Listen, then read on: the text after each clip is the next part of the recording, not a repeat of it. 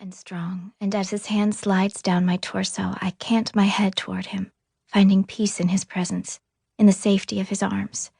His lips touch my skin, a graze against my neck so subtle it sparks, hot and cold, right down to my toes. "Is it happening again?" he whispers. My mother was born in Australia. I know this because she once told me so, and because now, despite my desperation to resist many of the memories now returned to me, I can't forget. She once told me that the sulfur-crested cockatoo was native to Australia. It was introduced to New Zealand in the 19th century, but Evie, my mother, didn't discover them there. She fell in love with the birds back home as a child, when one of them, she claims, saved her life. These were the birds that once haunted my dreams. These birds kept and bred by a crazy woman.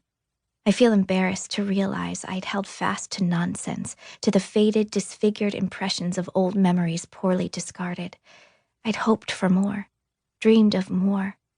Disappointment lodges in my throat, a cold stone I'm unable to swallow. And then, again, I feel it.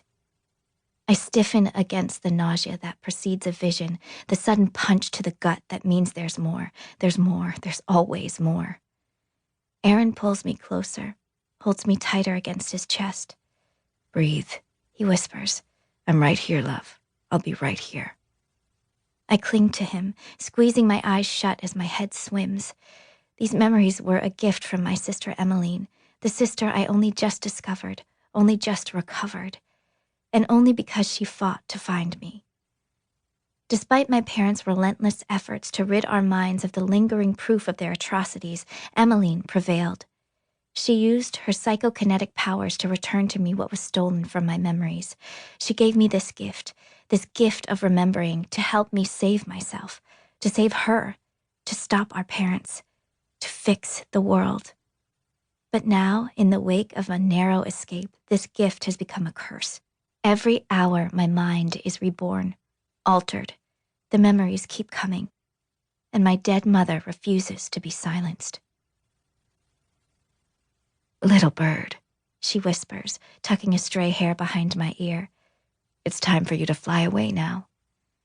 "But I don't want to go," I say, fear making my voice shake. "I want to stay here with you and Dad and Emmeline. I still don't understand why I have to leave." "You don't have to understand," she says gently. I go uncomfortably still. Mom doesn't yell. She's never yelled. My whole life, she's never raised a hand to me, never shouted or called me names. Not like Aaron's dad. But Mom doesn't need to yell. Sometimes she just says things. Things like, "You don't have to understand," and there's a warning there, a finality in her words that's always scared me.